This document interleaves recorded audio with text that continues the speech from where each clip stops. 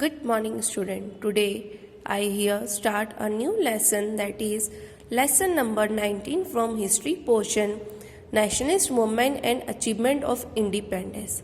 In this chapter, Mahatma Gandhi's entry into Indian politics heralded a new era. After 1919, Gandhiji gave a new shape. हमारे की politics को गांधी जी ने एक new shape और direction दिया था एंड नेशनलिस्ट मूवमेंट उन्होंने स्टार्ट किए थे. लेटर ऑन सेवरल मूवमेंट्स जो स्टार्ट किए गए वो उनकी ही लीडरशिप में थे. हम यहाँ पे रॉलेट एक्ट की बात करें तो suppress the impact of revolutionaries and nationalist feelings in India, the British government constituted a committee. British government ने कमिटी कॉन्स्टिट्यूट की under justice sir Sydney Rowlatt. जो नाम था जिसके सर का वो था सर सिडनी रॉलेट था. The committee tabled its report in 1918 under the suggestion of the committee. 2 bills passed. इस कमेटी के अंदर 2 बिल पास हुए थे सेंट्रल लेजिस्लेटिव इन 1919 में. This bill were known as Rowlatt act और उसका नाम ही रॉलेट एक्ट दिया था according to British officer name. Despite opposition from Indians, this bill was implemented on March 8, 1919. जब ये बिल पास हुआ तो इसके खिलाफ बहुत सारे हमारे इंडियंस थे एंड उन्होंने इसका अपोज किया. कब किया? मार्च 8, 1919 में. इस बिल के अंदर बताया है under the act the government was given the right to arrest anyone. इस बिल के अंदर था कि किसी को भी अरेस्ट कर सकती है government without any trial on the protect of reason, बिना किसी रीजन के. Similarly the government could stop his bail, उसकी बेल को भी स्टॉप कर सकती है और उसकी एक्टिविटीज को भी.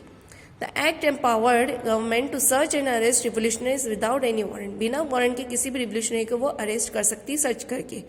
An appeal could not be made against it. और उसके खिलाफ कोई भी अपील वो एक्सेप्ट नहीं करेगी. The entire nation observed 1 day fast.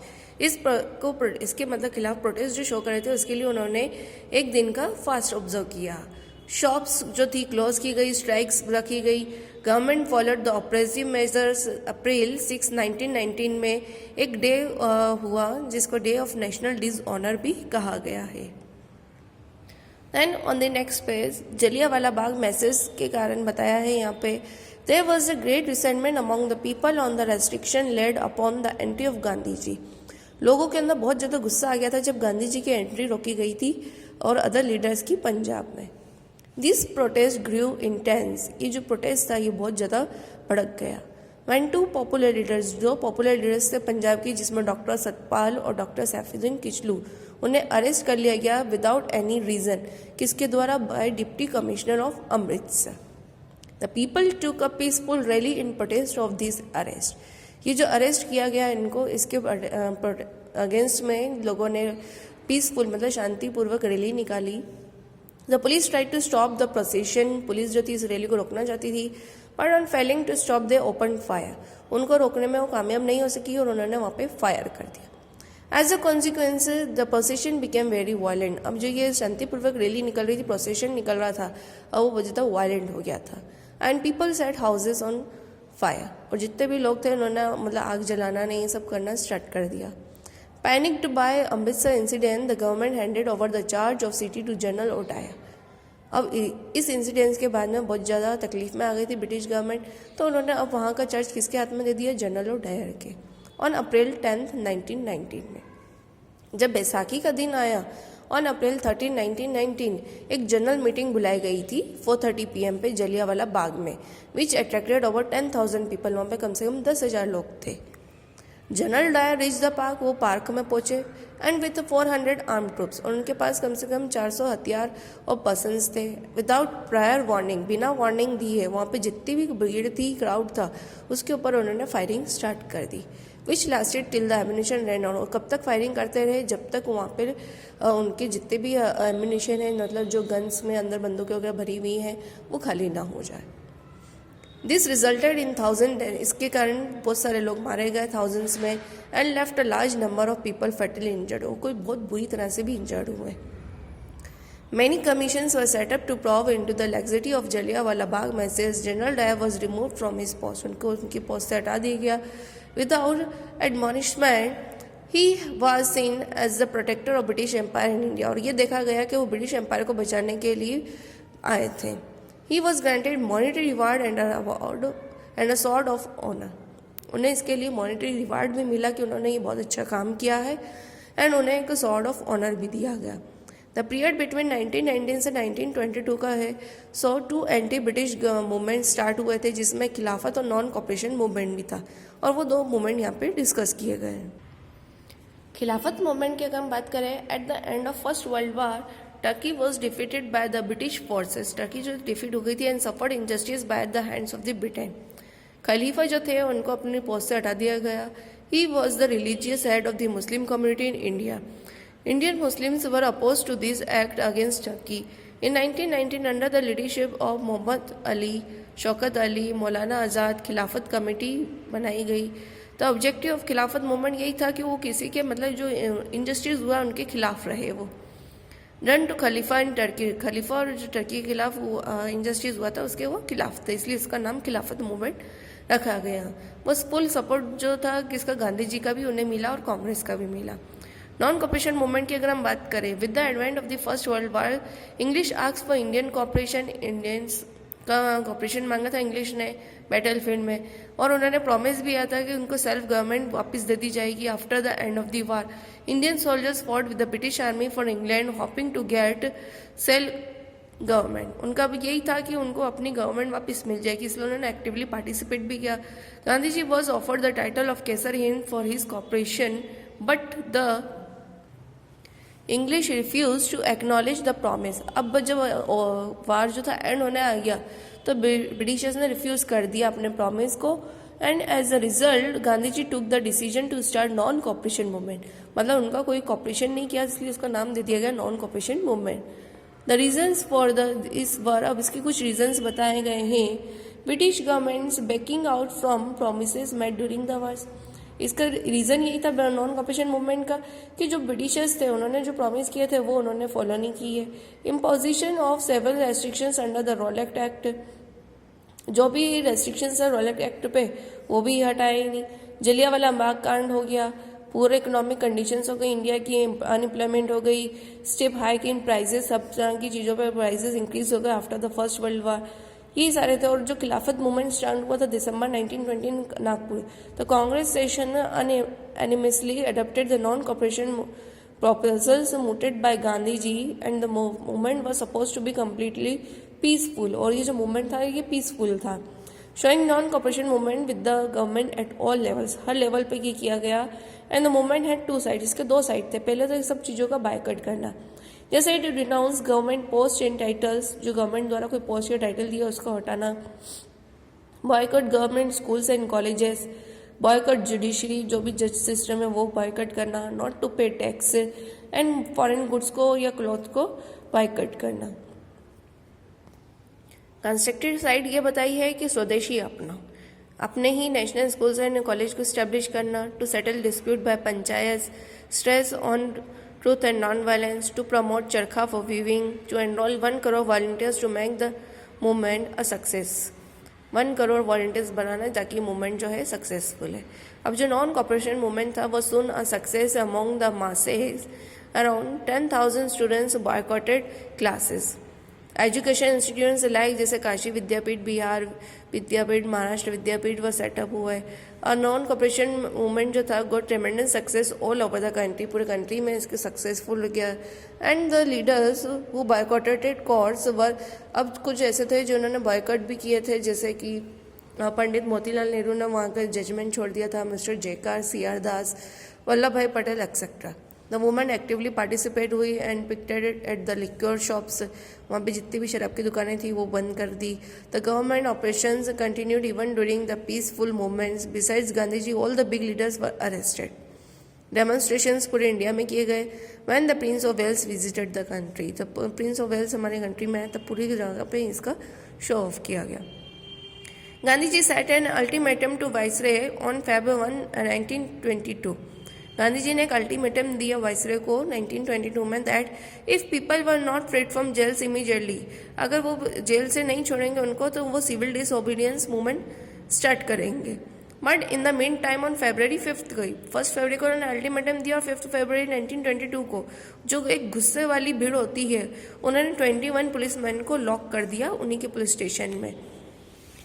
And the थाना इंचार्ज जो थे उस समय के police station Chauri Chaura in UP में सेट देम अब्लेस और उनको वहीं जला दिया गया। This brutal incidents hurt Gandhi ji और गांधी जी को इससे बहुत ज़्यादा तकलीफ हुई deeply and he shelved the movement और उन्होंने ये मूवमेंट खत्म कर दिया। The importance of this movement was that it attracted huge crowd. अब इसकी इंपॉर्टेंस ये है कि यहाँ पे सबसे ज़्यादा भीड़ इकट्ठी हुई। द यूथ जो थे shun schools and colleges to make the movement a success. A nationalist movement was not confined merely to educated people in urban areas, but also had engulfed villages in India. इसके बाद में स्वराज दल का foundation हुआ। The concept of Swaraj दल का यही था, can be taken as a reaction of deferring of the non cooperation movement. Gandhi ji had postponed the movement due to violence incident of Chauri Chaura in UP. जो उनका मूवमेंट था वो उन्होंने तभी ड्रॉप किया बिकॉज जो चौरी चौरा इंसिडेंट हुआ था यूपी में उनको वो डीपली हर्ट कर गया। And national feeling was at its highest among the people. लोगों से ज़्यादा बड़ी नेशनल फीलिंग होनी चाहिए। That was why one section of Congress started working on a different plan. अब जो कांग्रेस के थे वो डिफरेंट प्लान पे वर्क करने लगे, जिसमें चित्तरंजन दास, मोतीलाल नेहरू जो थे उन्होंने स्वराज दल फाउंड किया। चित्तरंजन दास जो थे उस समय के प्रेसिडेंट थे।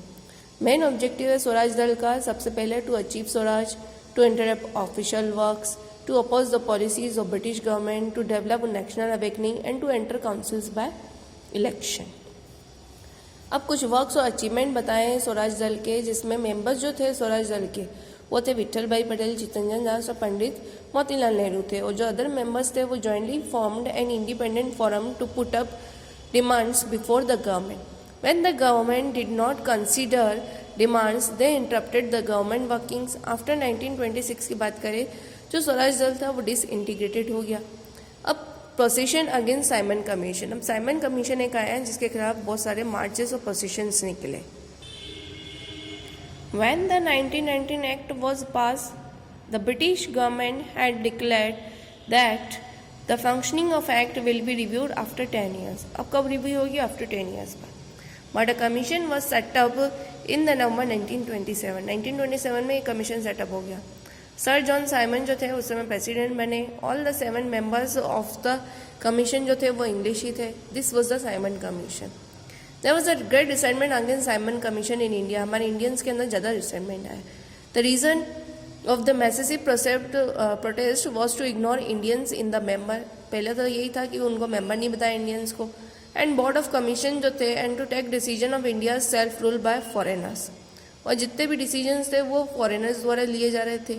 इन 1927 में annual session of Congress held हुई मद्रास में and it decided to boycott the Simon commission. उन्होंने ये डिसाइड किया कि साइमन कमीशन का बायकॉट करेंगे।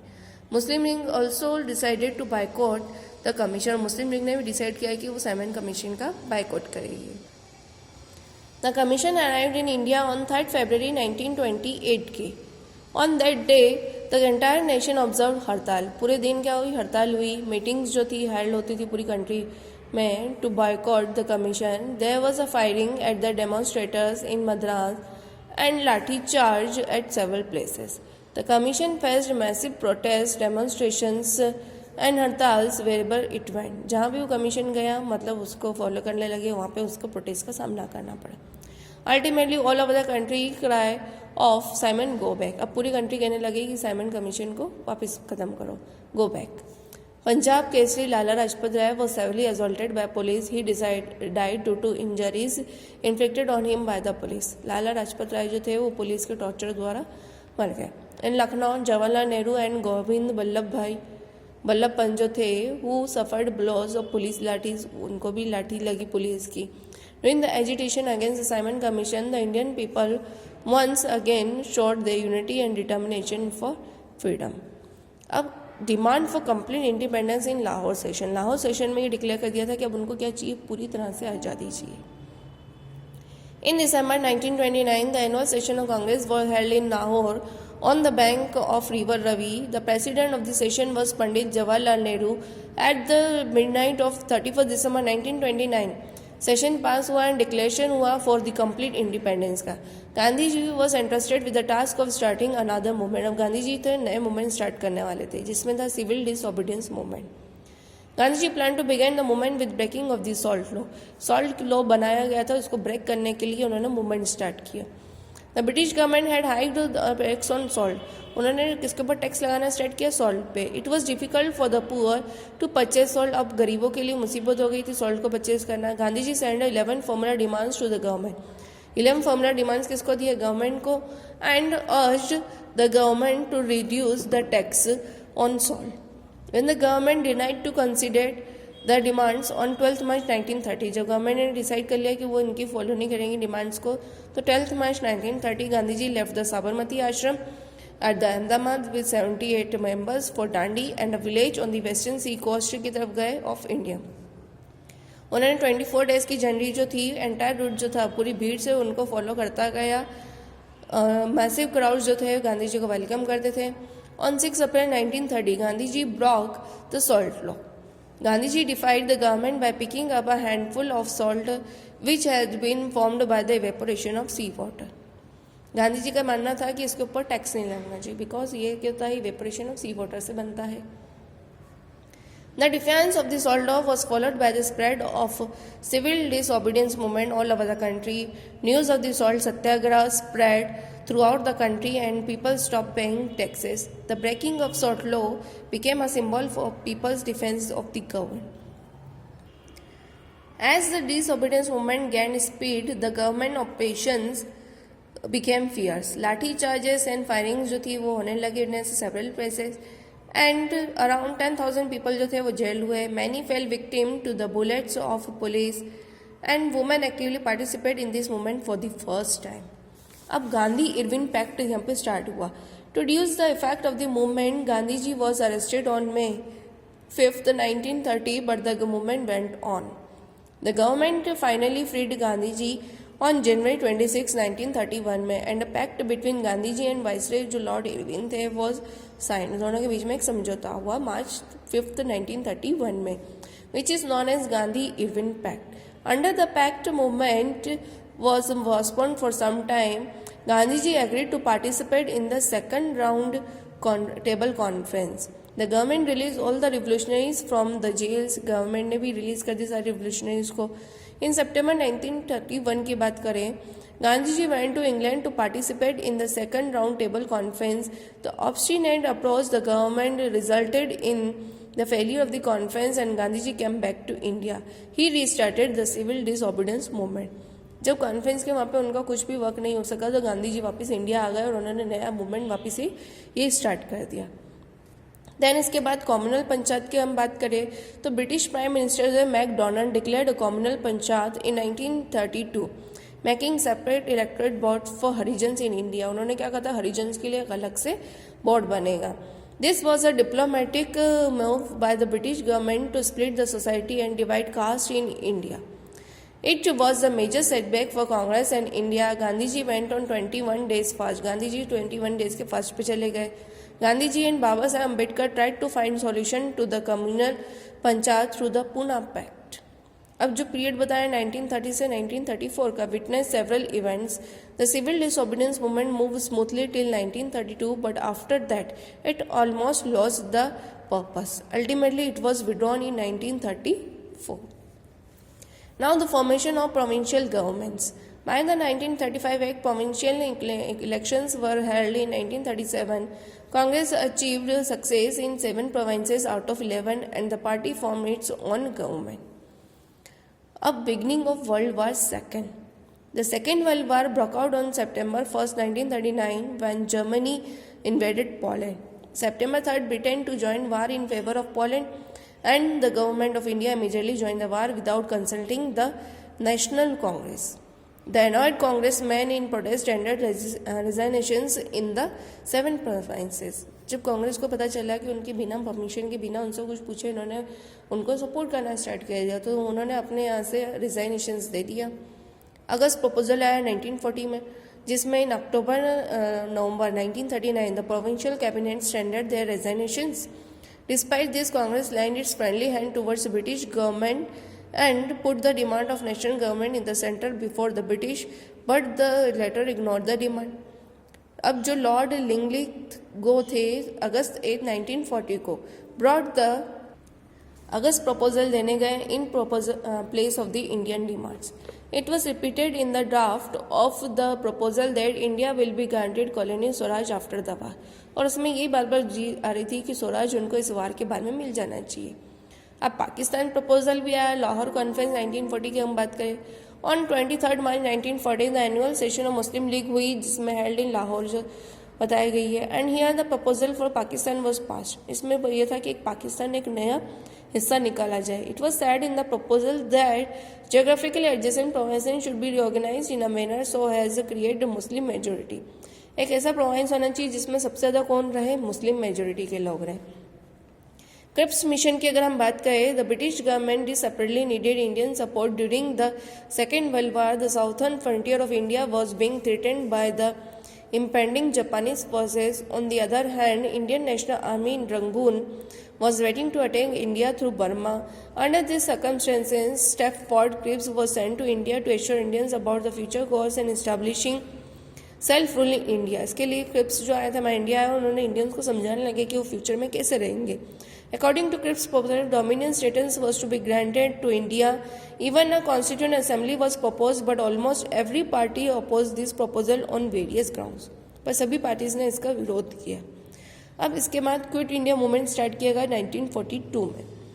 इन अप्रैल 1942 क्रिप्स मिशन जो था फेल्ड हो गया. A state of frustration prevailed in India again. Cripps mission जो फेल्ड हुआ, लोगों के अंदर बहुत ज़्यादा ही फ्रस्ट्रेशन आने लगा. अगस्त 8, 1942 की अगर हम बात करें तो all India Congress committee at a meeting in Bombay passed a resolution. Resolution में ये डिक्लेयर किया गया that the immediate and of the British rule in India was an urgent necessity for the sake of India. हमारे India के लिए यही जो सबसे इम्पोर्टेंट है कि ब्रिटिश रूल जो है यहाँ पे ख़त्म हो जाए. And for the success of the cause of British freedom and democracy for which the countries of the allied nations were fighting against the fascists in Germany, Italy and Japan, Gandhiji gave the famous slogan "Do or die," या तो करो या मरो, which echoed in every part of the India in the early hours of the morning of 9th August 1942. Most of the leaders of the Congress जो थे वो arrest कर लिए गए. They were lodged in jails in different parts of the country. The movements became very aggressive. अब जो movement था बहुत ज़्यादा अग्रेसिव, गुस्से वाला हो गया. There were firings, लाठी charges and mass arrests all over the country थे. Over thousands were injured in British operations. People in anger took to violent activities. The people attacked and damaged the government property, damaged railway lines and disrupted the posts and telegraphs at several places. Few places थे जैसे बालिया, सतारा जो थे freed from British rule. British rule से वो पूरी तरह से आज़ाद हो गए थे. But the government operation knew no bounds. Bombs were hurled थे, मतलब बॉम्ब्स फेंकने लगे हवा में. They open fire which resulted in deaths of thousands of protesters. All जो प्रोमिनेंट लीडर्स थे वो सब गिस में थे, जेल में थे. Those who were not arrested, जो अरेस्ट नहीं थे, वेंट अंडरग्राउंड, अंदर कहीं छुप गए जाके. क्विट इंडिया मूवमेंट था, could not last long due to government operation. Quit India movement ज़्यादा समय तक नहीं चला क्योंकि गवर्नमेंट ने उनको पूरी तरह से कंट्रोल किया. इंडिपेंडेंस और उसके बाद में हमारे यहाँ पे पार्टीशन हुआ. The British government announced in 1946 में that they were willing to end the rule in India. ये अपना रूल यहाँ पे इंडिया में ख़त्म करना चाहते हैं. Cabinet mission was sent to India to hold negotiations with the Indian leaders on the question of transfer of power. Power को ट्रांसफर करना चाहते हैं. It proposed the formation of an interim government and the governing of an assembly. An interim government headed by Jawaharlal Nehru was formed. Muslim League जो थी initially refused to join the government but later became a part. Assembly जो थी start हुई 1946 के end, but Muslim league refuse to join in. Muslim league ने मना कर दिया कि हम उसको ज्वाइन नहीं करेंगे. 20 Feb 1946 में government announce important policy and Lord Mountbatten जो थे उस समय न्यू वाइसराय थे इंडिया के, who worked out a compromise after long discussion with the leaders of Muslim League and Congress. The country was to be partitioned and a new state of Pakistan जो भी था बना. It was decided in Mountbatten plan that ruling power will be transferred to India and Pakistan on 15 अगस्त 1947 में. जो भी ruling power है Britishers की वो किसको मिलेगी, इंडियंस को और पाकिस्तान को, जो थी 15 अगस्त 1947 में. 18 जुलाई 1947 को इंडिया फ्रीडम ऑर्डिनेंस एक्सेप्ट हुआ एंड इंडिया एंड पाकिस्तान जो थे वो सेपरेट हो गए. एंड फाइनली ऑन 15 अगस्त 1947 में इंडिया जो था फ्री हो गया. From British rule and Pandit Jawaharlal Nehru जो थे फर्स्ट प्राइम मिनिस्टर हमारे फ्री इंडिया के बनाए गए. This was the lesson and PDF will be sent to you.